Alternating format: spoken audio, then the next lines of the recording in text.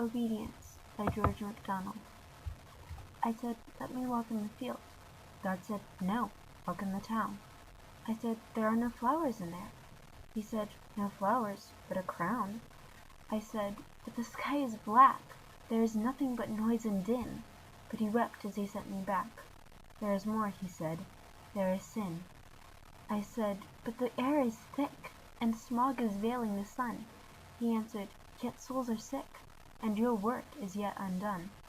I said, "I will miss the light, and friends will miss me, they say." He answered me, "Choose tonight, if I am to miss you, or they." I pleaded for time to be given. He said, "Is it hard to decide? It will not seem hard in heaven to have followed the steps of your guide." I cast one look at the field, then set my face to the town.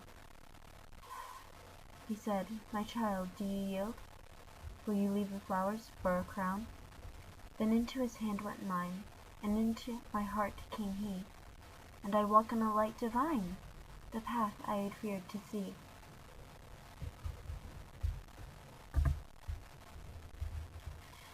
C.S. Lewis once said of George MacDonald, "I have never concealed the fact that I regarded him as my master. Indeed, I have never written a book in which I did not quote from him."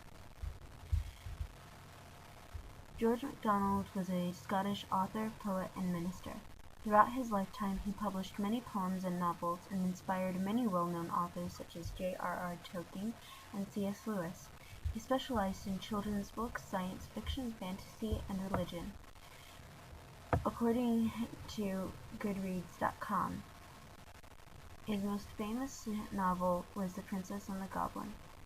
According to GeorgeMacDonald.com, MacDonald was born on December 10, 1824, in Huntly, Aberdeenshire, Scotland.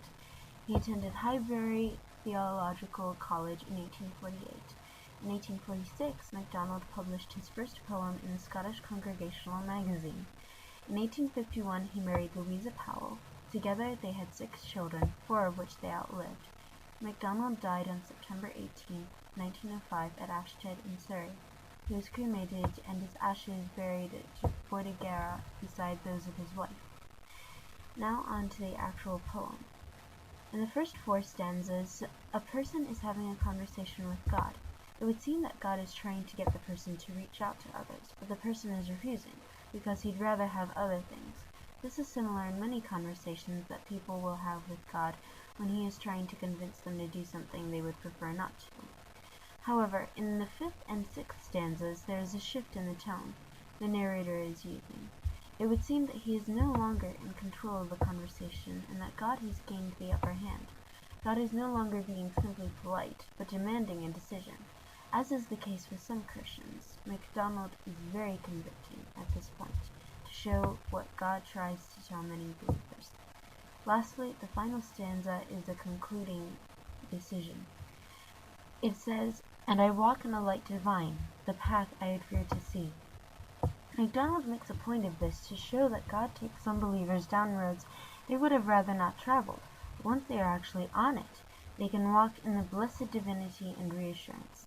So Obedience is a poem that shows the sovereignty of God while showing his sympathy as well.